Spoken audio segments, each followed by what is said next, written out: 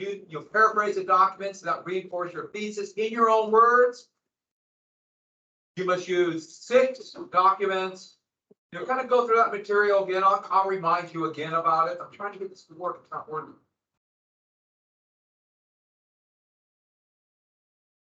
Oh, there we go. Am I recording? Oh, we're recording. We're going live. So, Danny, Alexis, I'll get yours soon.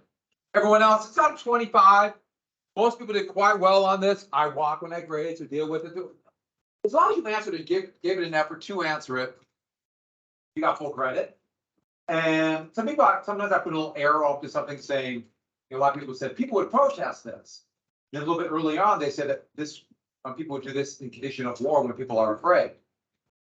Well, wouldn't that kind of be a precondition? Even though I didn't mark you wrong, but you kind of talked about that with total war, and that's why I might try to set that up. Only I really took points off if either didn't answer it or, people put down espionage was blowing things up or things like that. Espionage is spying. That's not a big deal, but that was one of you. I know you could look up, so I took a point off. But people did really well. I was really pleased with the answers. I can tell a lot of you thought them out. And one thing about this is, I like seeing how you have good background. It's a building background. You're thinking about it. You get some context in it. And then what I did this way is I wanted you to think about, after we talk about total war again. Well, I might have changed my answer just a little bit. That's the form. No, it's not. Oh, it's not a pleasant feeling. By the way, speaking of eyes hurting, what is the gas that would burn people's eyes and what they do? Yeah, that's mustard gas. That's why it's funny. What's that? That's why what? Ketchup is better. Ketchup is. Yeah, I actually don't like mustard. Does anyone here like mustard? Okay, you're not to be trusted. I actually can't eat mustard. Oh,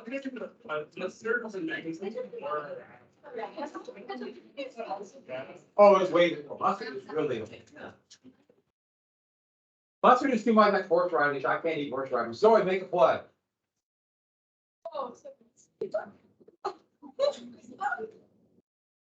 How do we get this spot here? I want to stand here and not move. See, watch this. Watch it. See? No, totally fooled everybody. Oh, it landed. Nailed the landing, everybody. Hey. Oh, you can see that.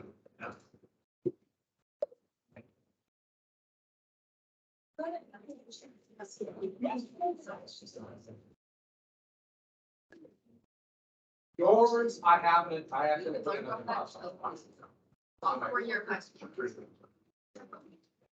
Actually, put it in the wrong pile. So it's not this one. When class is done, I'll quick find it and get it for you, okay? Thank you. But I thought people did really well. Don't and just try to tie things together. But one more thing about this: when you read, remember what you're supposed to do every time you read a document. Before you ever read a document, what must you do? Yeah, find the author when it was written and start thinking about things that were going on at that time. It helps so much.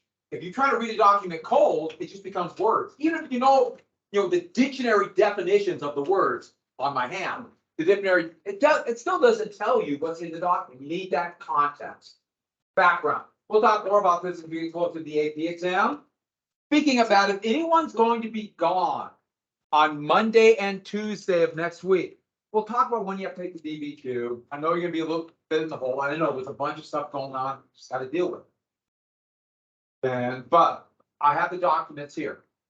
Who's going to be gone? Raise your hand. You have now for punishment for missing the days. You have to keep that hand up for the rest of the period.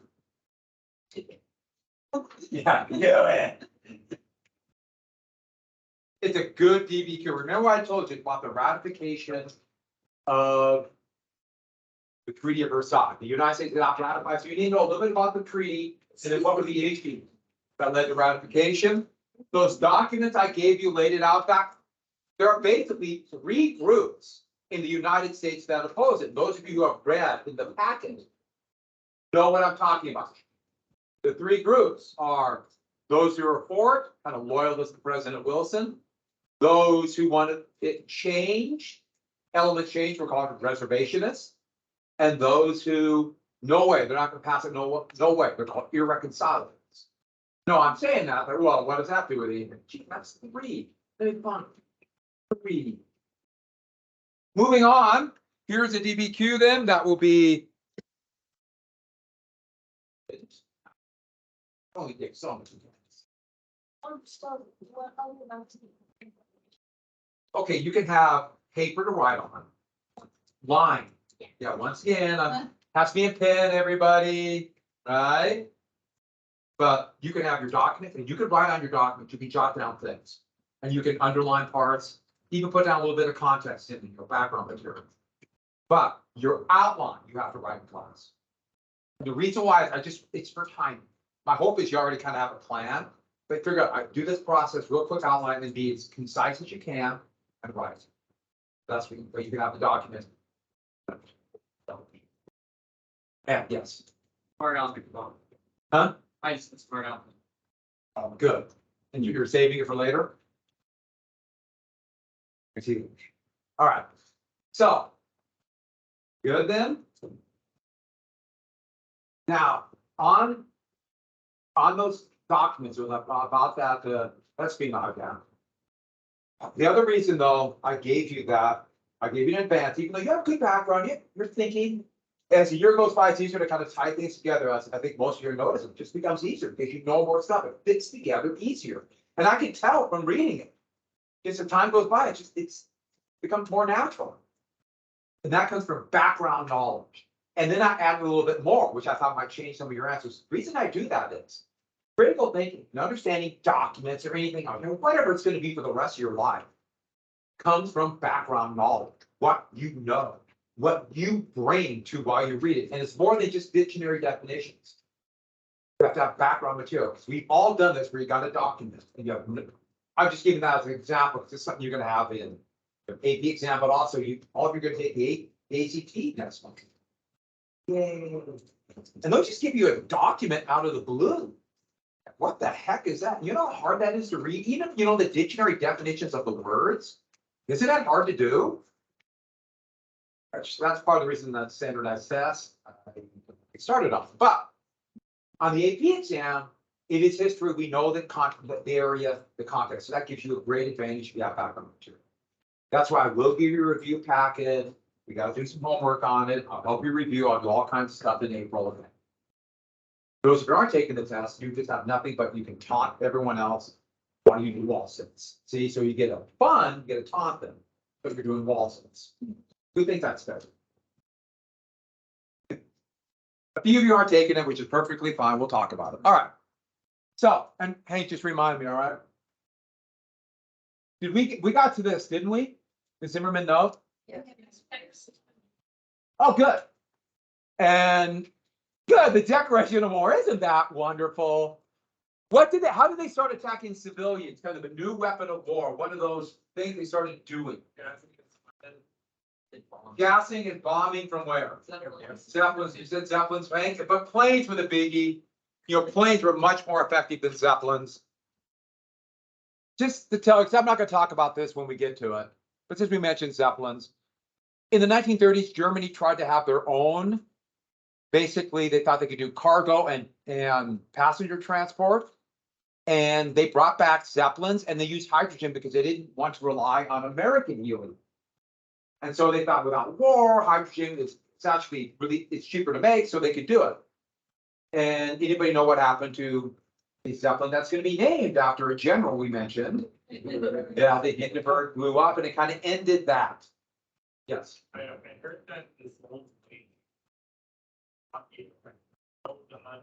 The birds somehow landed the surviving ground. Well, most of them actually survived. It was only about 30 feet above the ground. But yeah, the people did survive, they got off it, but it was still quite the shock. That kind of ended the German plan of passenger liners. But that was so they wouldn't be reliant upon American goods. And so we got the Zimmerman note. Why is this here? Who broke the code? The British. Oh, what happened to the Ottoman Empire? Yeah, mass murder, and what people did it was more mass murder? Yeah, Christian Armenians. And this, and you'll see elements of this down the road in other countries, including the United States. No, the United States did not even get near that level, but the point is total war does that. Finding an enemy. Finding that enemy, getting people afraid. Getting people afraid, you can do amazing things like pass espionage acts. If they're scared enough. So we got through this, right? I like that one. Right here? Yeah. So the Zimmerman note, so put a little star by that. And that's just to remind you, because U-boats, those are the two big reasons. U-boats neutrality rights combined with the Zimmerman note. Those were the two biggest reasons that would force Wilson's hand. And in fact, they did a number of changes in the government, how it functions that last to this day. Like change the way budgets are apportioned and the silliness of a debt ceiling that's threatening the worldwide economy as we speak would all be started in World War I. It's hard to describe what a big deal World War I was. It literally changed everything, and we are living in its shadow. And for the rest of my life, I'll still be living in the shadow. My guess is most of yours. And that's going to be, 150, 160 years after the war. It used to be around, yeah. Congress must approve a certain limit to the amount that the federal or the Treasury Department can borrow money, aka issue bonds. Even though Congress already appropriated that money, so and by the 14th Amendment has to pay it back, they passed this law that say that they must they set a limit to the amount that we borrow. And Republicans in Congress are threatening to not raise that limit. And if that happens by May or June, there's a very good chance, therefore, the United States will not be able to borrow money and therefore will not be able to pay back its debts. And if that happens, the value of the dollar can tank and destroy the world's economy. So they're playing a dangerous game of chicken.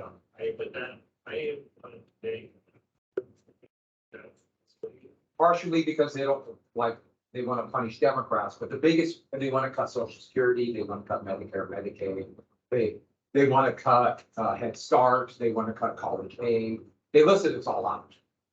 That's a whole list of things they want to cut. They want to cut school lunch programs. They want to cut aid education. Republicans have massive cuts. And Biden has refused. Well, we'll see. Okay, so let's get back to this.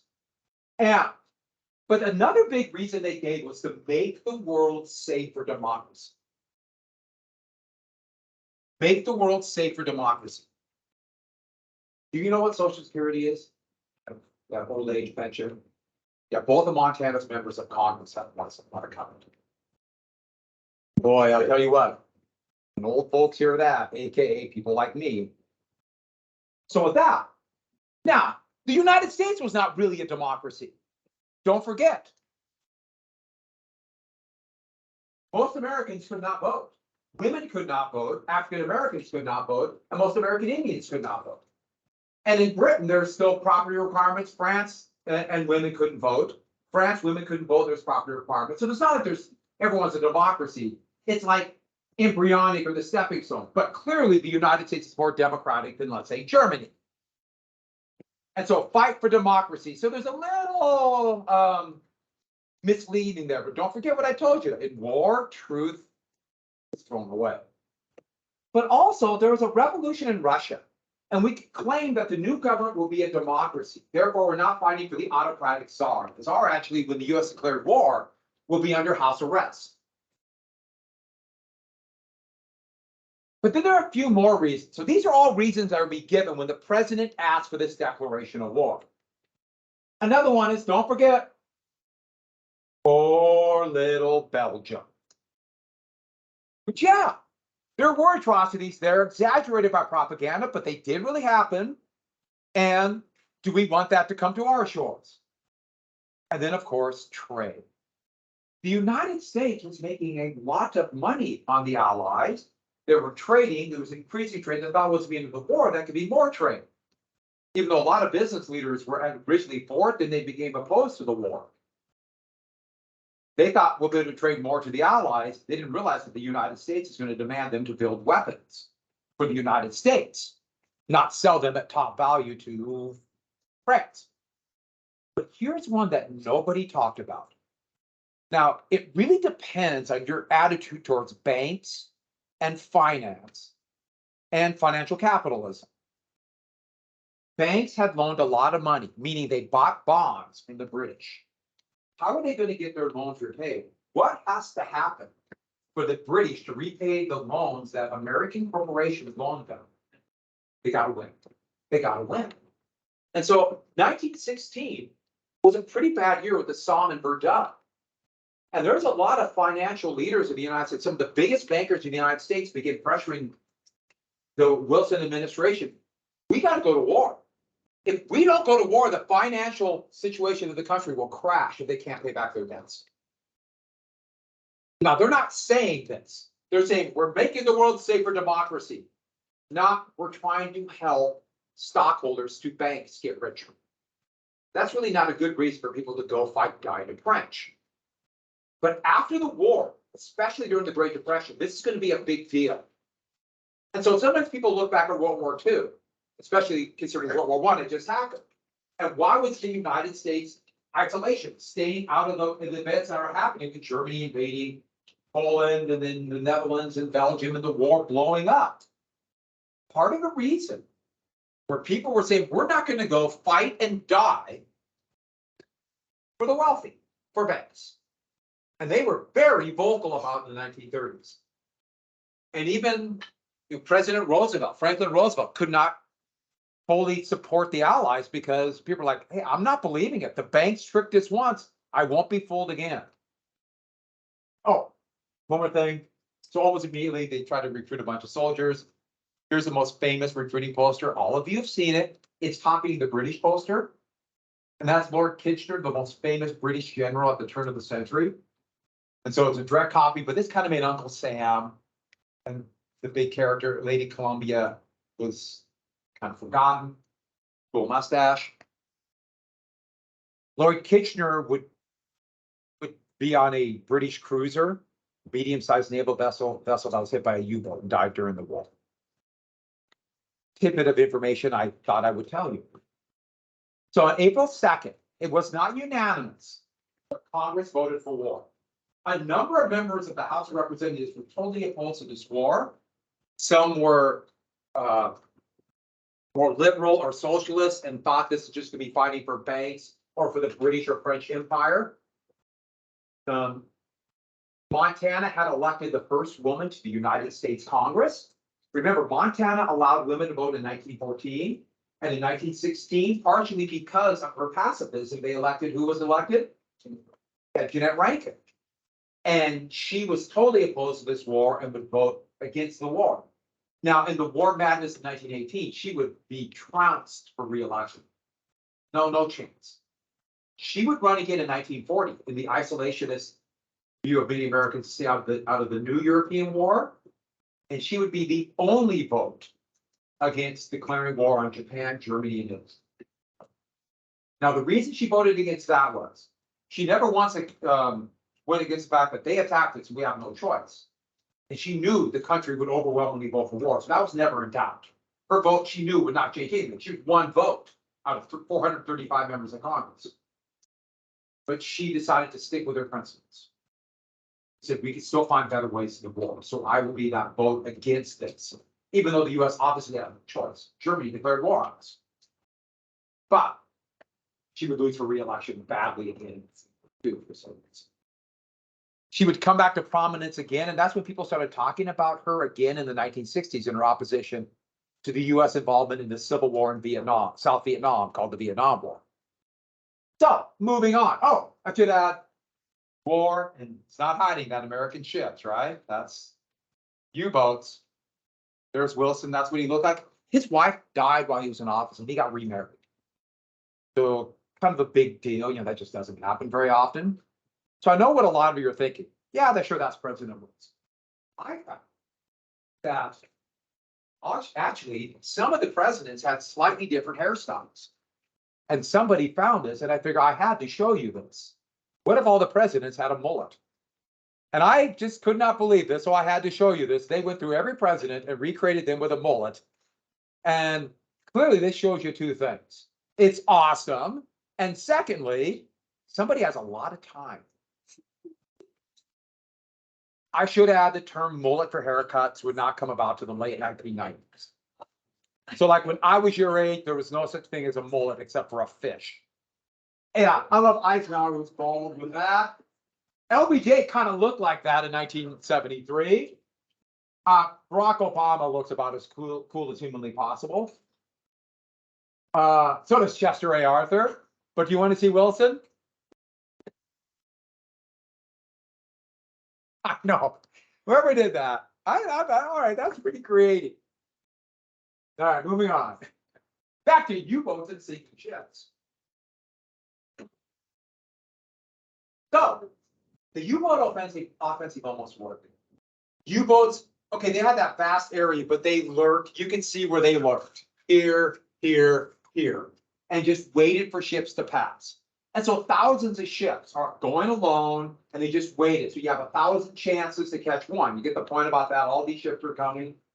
And by May, it looked like Britain might starve. This really caused massive food shortages in Britain overnight.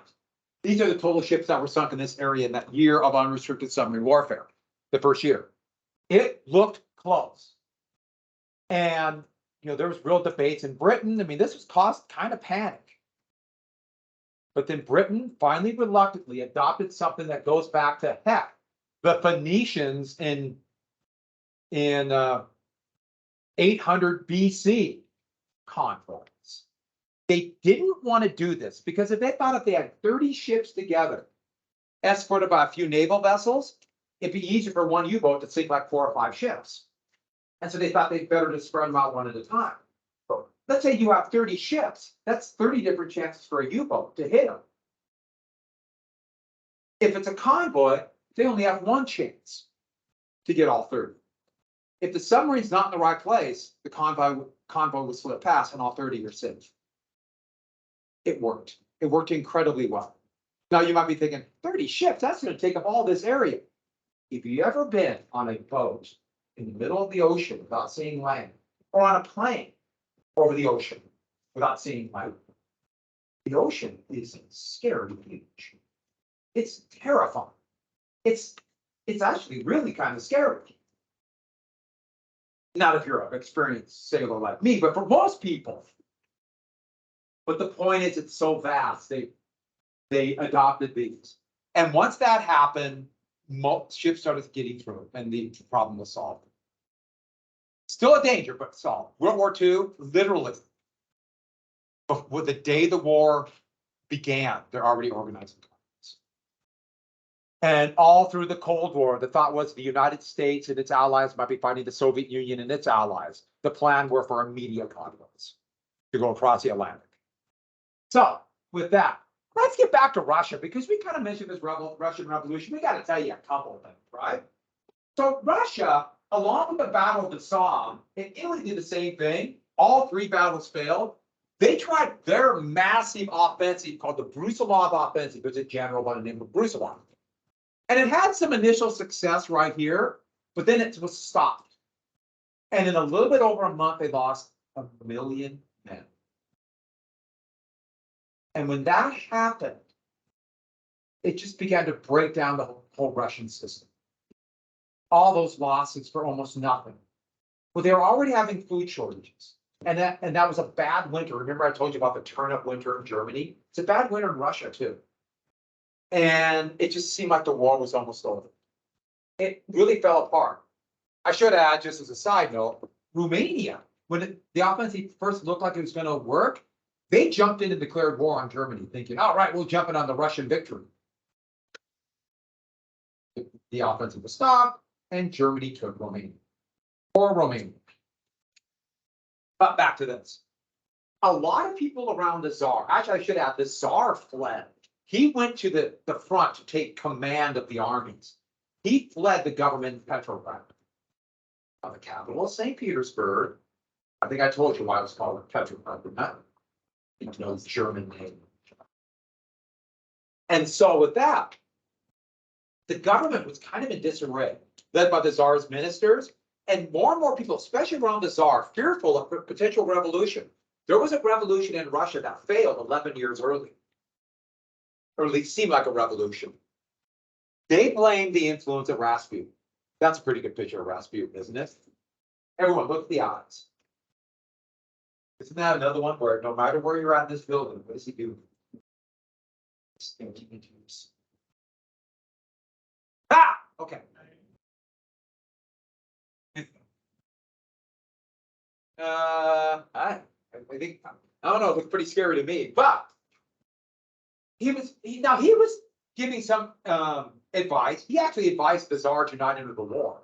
He actually gave some good advice, but people were blaming him, especially around the Tsar, worried about revolution, that they could get rid of Rasputin's influence, it will help. And there were rumors that Rasputin was not only having great influence because the Tsar was gone, there might be other things going on where he was taking over the family and more. So anti-Tsar posters were popping up, avoiding the secret police, with images like the Tsar and the Tsarina together, and implying stuff was going on. It wasn't, but with the Tsar running away and then the food riots, it made it seem like Rasputin had too much influence. So a few minor level princes related to the Romanovs, the Tsar's family, decided to assassinate him. Felix Yusupov was one of the leaders. I'm not going to make you know that. I kept forgetting it, so I typed it in there. They just kept slipping out of my mind. But they decided to kill Rasputin. They invited him over to Yusupov's house. He's a prince. And basically, they said, we have these kind of tart little pies he loved. Wine, they do a certain special wine he loved. And they also implied, because he was known as this carousing around, the wife of a prominent nobleman that Rasputin liked would all be there for him. And they knew he would come. Now, of course, she was not there. And there were a bunch of these guys kind of lurking around. He was very suspicious. But he also wanted the wine and tarts. So he finally agreed to them. Well, of course, they were laced with enough cyanide. They claimed they killed 20 of them. And he finally ate a little bit of it. They kind of forced it down. He was like, why are you trying to make me drink this? Why? But he finally ate a little bit, drank a little bit, and collapsed. And the assumption was he's dead. We got him. And so they're trying to figure out what to do with the body. And they're right near a fireplace, and they're doing this. And he all of a sudden lurches up and started kind of coming at them. And so they take out the fireplace poker, that long, and they started beating him with this and across the face, and he just kind of kept coming at him. And finally, he turned and ran out the door, and they took out revolvers and started opening up, firing at him. I should add that it appears like most of them missed. In fact, they missed almost all, but they did hit him at least a couple times. And he collapsed, and then they beat him even more, and decided now he shoot a bunch of rifles, everyone from pistols, everyone knows. They decided to drag the body to the nearby Neva River. Now it's winter. I don't know if you know this, but Russia tends to be cold. If you didn't know that, but they found a hole in the ice and they dumped them in the hole. And he went up the ice. Burned. Now, I'll tell you the story I was told, because I was there when it happened. They found the body. And it was horribly beat, but not only that, they found two amazing things. The fingernails were ripped off. Water in the lungs. What does that mean? How did he die? After cyanide, the fireplace broke out, he drowned. And why no fingernails? Falling up the ice. Now, it appears as though we're not sure about the fingernails. Because when they did the autopsy, yes, here's the body after he was found. You can see how he was beaten. The autopsy, they cut off almost every body part and put them in jars. And yes, you can go look at various body parts of Rasputin. I know. But they could have just done it to add to the story. And so we're not sure about water in the lungs. He could have been, after a couple bullets, be nearly beaten to death in cyanide. Maybe that killed him. Maybe not. Maybe you go look at those jaws. You don't ever see that funny thing. Body parts. Okay, moving on. I'm guessing that Rasputin died. Didn't save the Tsar. Yeah, sure, they got rid of him, and the prince is gonna say, oh, we got rid of that hobo person. Well, there's gonna be a revolution anyways. The revolution will be in February 1917. And it started as, especially because men are at the front, a women's protest. Those who know about the French Revolution, that's kind of the French Revolution started too. Food riots. The Tsar ordered troops to come out to put down the food riots, and they didn't shoot. In 1905, they shot. They shot them. That was the last revolution. This one, they didn't. And once that happened, the Tsar's government collapsed. There would be some fighting. Here's a reenactment of it after the fact. But the Tsar had no choice. He abdicated his throne. He's going to be put under house arrest in his palace. And the new leader of the government, they'll create a republic, a provisional government, but they got to get through the war first. Even though he's not going to be the first prime minister, so to speak, of the Russian legislature called the Duma, Alexander Kerensky right here, a well-known socialist, despised the communists and anarchists, but a well-known socialist, he's going to be the leader of it and eventually take power, overall power. But he's still power in this republic. And he had grand goals of helping the working class, making wages better, better living conditions, get peasants their own land. I mean, he had all these goals, but the first thing is, we got this little thing called the war going on. And the reason for this is the food riot in February in Petrograd. The reason for the revolution was the war. But the Kerensky government convinced them to stay in the war. They decided to stay in the war. They wanted a victory. And the thought was, we have another one of these things where in 1970, if the Russians have an offensive, the French and the Italians, we can win some victories, Russia to get a better peace agreement, and then Kerensky could do his reforms. That would be they would have these offensives in 1970. Italy was a disaster of unmitigated proportions. You remember the video when they had to go, the French revolted, the French mutiny? That was their revolution. The Russians did an offensive right here. It advanced about 10 miles, and then the army broke. The soldiers dropped their weapons and began to go home, killed their own officers. The whole thing fell apart really fast. And by the fall, the Kerensky government was teetering. And the Russian bear, who knows where it's going. And this might lead to something, another revolution. Who will pull the Russians towards more war or away from the war? A group called the Bolsheviks. And we're leading to the October Revolution that happened in November. So, the October Revolution that happened in November of 1917. Anybody know why the October Revolution happened in November? Yes. Yeah, the Russians were still using the old Julian calendar made during Julius Caesar's reign in Rome. And the calendar was a day slow. Every 4 years, they did not leave things. And so the calendar was way behind. So it was October in the Russian calendar, every place else in the world, and the calendar they would adopt after the revolution, it was November. Thus, the October Revolution in November. Sometimes you see it called the Bolshevik Revolution. Sometimes you see it called the Communist Revolution. Sometimes you see it called the Red Revolution. So, the group that did it was a tiny group of dedicated Bolsheviks. There were only a couple thousand of them. Bolsheviks were communists. And they wanted to create this revolution that Marx talked about in the Communist Manifesto. Now, the conditions Marx talked about of an industrialized country didn't exist in Russia, so they thought they would just make it, use the war to do it. Bolsheviks mean the majority, even though there are only a couple thousand total in Russia. The leader was this guy. Who's that? Anyone know? Right there? Vladimir Lenin. And Lenin was in exile in Switzerland. The Tsarist secret police had exiled him to, along with a bunch of other leading Bolsheviks here.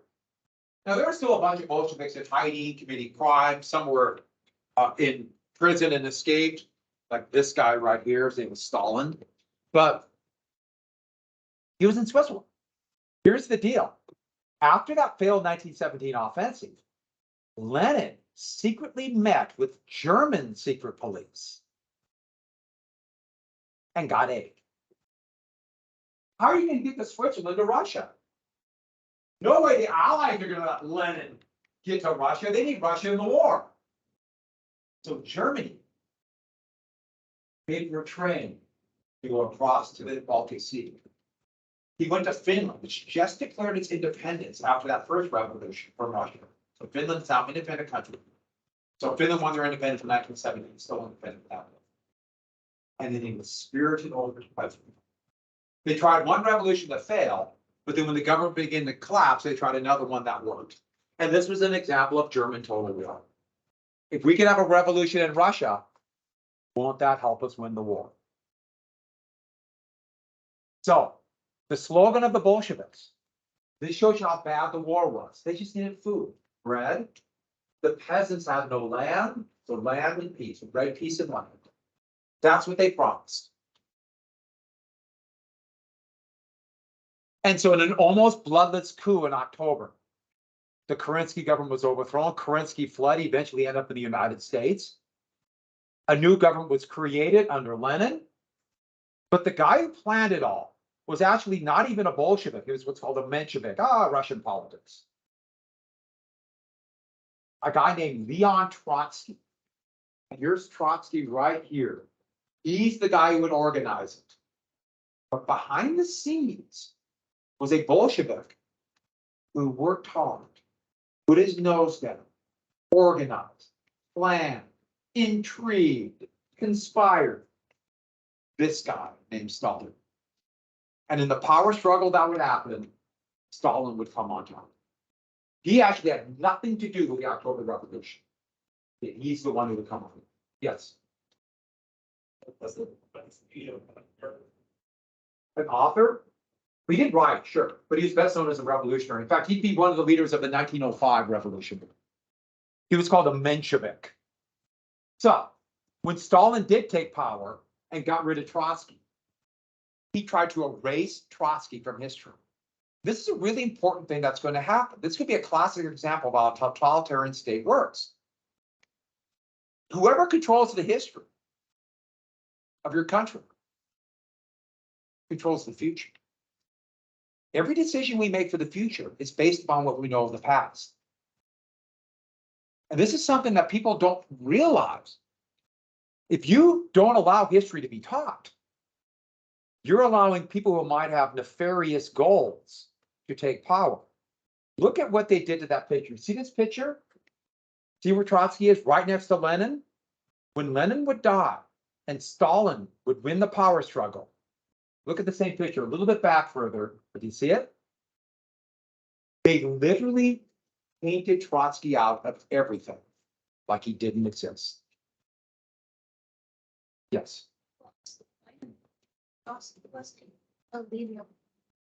But when Lenin died, there was going to be a power struggle.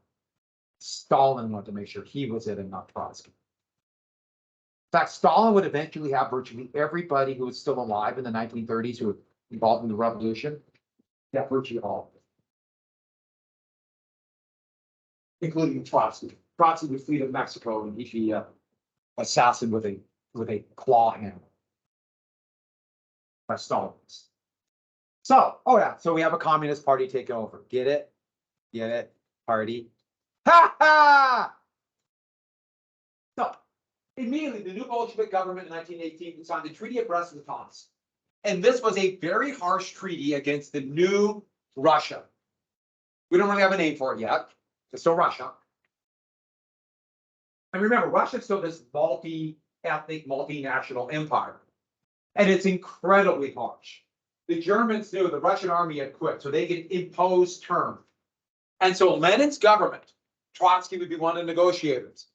All this area, Russia would lose. And Germany would create puppet states. So German puppet governments in Lithuania, Estonia, they called it White Russia then, but today it's Belarus, Ukraine. All of those became puppet states. And now Germany can take a lot of the troops that were here and send them west. This became a crisis for the Western Allies. The Western Allies were furious at Russia for doing this, furious at the Bolsheviks, and terrified. Remember, the United States is in the war, but they don't have an army yet. Well, Russia would devolve into a horrific civil war. And what's going to happen to Russia from 1914 to 1953 is going to be one of the greatest crimes against humanity. And Russia really hasn't quite gotten out of it. You know, now that it's state controlled by basically wealthy oligarch led by a dictator, it's a kleptocracy. They steal it. That's Russia today, which is really sad because Russia is going to go from this horrible war, horrible civil war, to eventually a horrible totalitarian state. From 1914 to 1947, anywhere from 50 to 65 million Russians would die in conflicts. Many of them killed by their own government. And so, just hell on earth for poor Russia. Well, the Civil War, it's going to devolve into two sides. The Bolsheviks would be known as the Reds, the color of revolution. And after this, it's going to be more and more, not go from generic revolution to communism. Remember the fear of the bomb-throwing anarchists? But now we got a new fear, the Reds. The whites were all the people fighting against them. The problem the whites had is some wanted to bring back the republic. Some wanted to bring back the king. Some of the whites wanted to keep an independent Ukraine, for an example. And so they were all divided. But the Allies jumped in on the white side. They were mad about Brest-Litovsk. And they wanted the whites to win, hoping Russia would get back in the war. And so all the major allies, Britain, France, Italy, Japan, and the United States, sent troops to Russia to help the whites. And I can't emphasize how brutal this war was. Famine, degradation,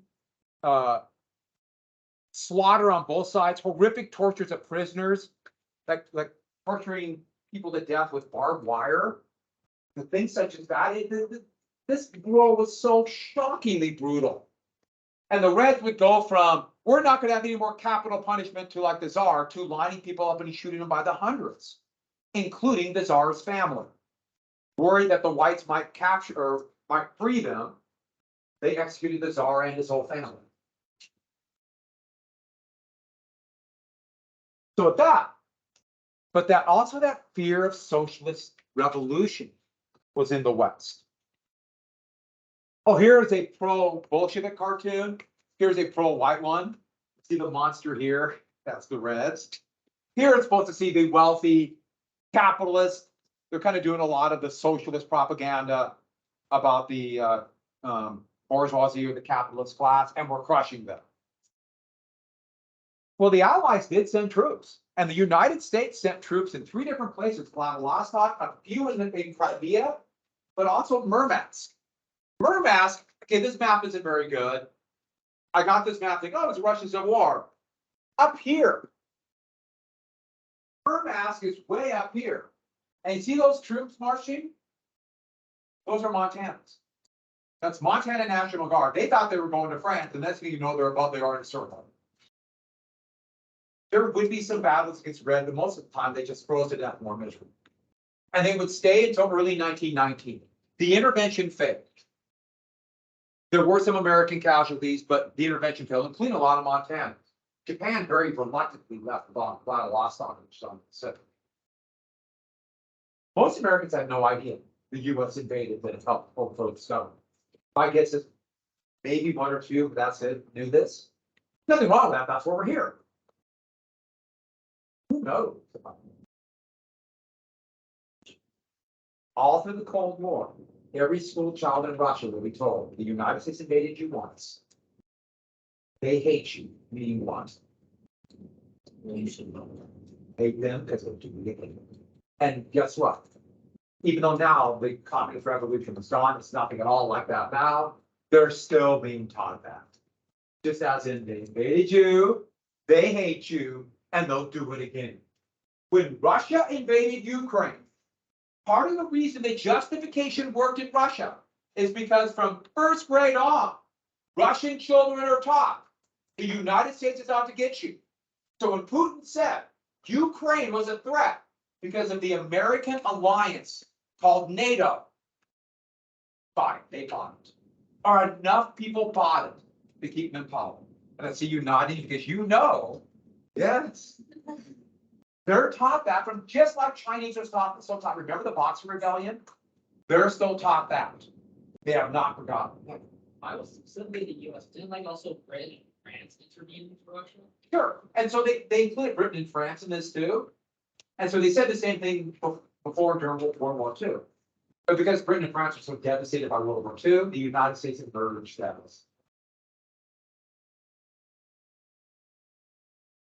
And so with that, yeah, it works though. If you're taught that from day one, you're going to believe it.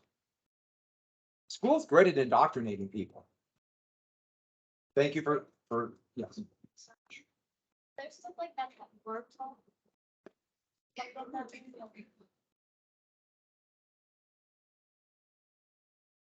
You know, I don't think you got what you got in here, but you know, we don't try to issue lots like. We're out to go there for meetings on the side of the project. Those kind of should be sure. I'm guessing. And if I could read them in Florida, I would. So, even out there. Yeah. I think that we did it was that how the things so much. Well, there's someone from Georgia said that too. Okay, so the Union of Soviet Socialistic Republics would be created, though that's the USSR. In Cyrillic, it looks like to an English speaker CCCP. Oh, I remember seeing that as a little kid. What does CCCP mean? Like during the Olympics. And I called it when I was a kid growing up with the Soviet Union. And the thing was, bomb throwing anarchists.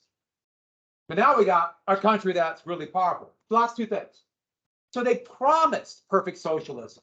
They promised the workers would control the factories. There'll be a classless society. And they kind of achieved a little bit of that, but not really. Because what's going to happen is those on top, like Stalin, they'll have that dictatorship of the proletariat that Marx said. And when the people are ready, perfect socialism. When were the people ready? And what they created was a monstrous totalitarian state. They used all the, we'll get rid of classes and workers' rights, but it was a monstrous totalitarian state. And they used a lot of Marx references, even though they really went away from Marx. But whatever about that, whatever. The Soviet Union is going to be incredibly powerful. Does anybody know where this picture's taken? There is a flag. I have a copy of that, which I find amusing that some of the Russians now are putting that on their tanks, even though there's nothing at all like that. You know why they're doing that now? We were great once. We're going to act like we were one group. Anybody know where that picture's taken?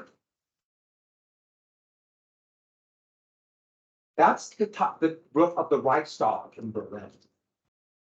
1945. Nobody thought Nazi Germany could be beaten. Soviet Union, how would be? They destroyed it. They ended the Holocaust. The Soviet Union became an awesome power. Oh, and he was looting watches. See, there's a couple bands. He was stealing watches from Germans. And so later pictures of that, they would paint that out. But I had these, see that little marks there? Yeah, these are all these watches and stuff. Yeah, the Russians did unbelievable things when we got to Berlin. Of course, if you know anything about when the Germans attacked Russia, you understand why. And on that happy note, I'll see you. Have a good weekend. Remember, we have the reading to do. The DBQ is Wednesday. I'm sorry. Really want to do Monday. Thank I'll see you you. Wednesday. Thank you. See ya. Goodbye. Right when you find work, everybody. And hang by your thumbs. Clear out. Get out. Goodbye. I say clear. I say thank you. Goodbye, everybody. We'll see ya. You have something for me? I do. I've got all the homework assignment. Yeah, football. So I thought you wanted a separate sheet for the You're fine. questions. Go ahead. I'll leave it separate shit with the other ones because there's not enough room. Yeah. Okay. So you did this, so it's giving me more work, so I'm gonna take one. No, you're. Awesome. I'll see you Monday. Yes, you will. Have a great weekend, Mr. You Morgan. too.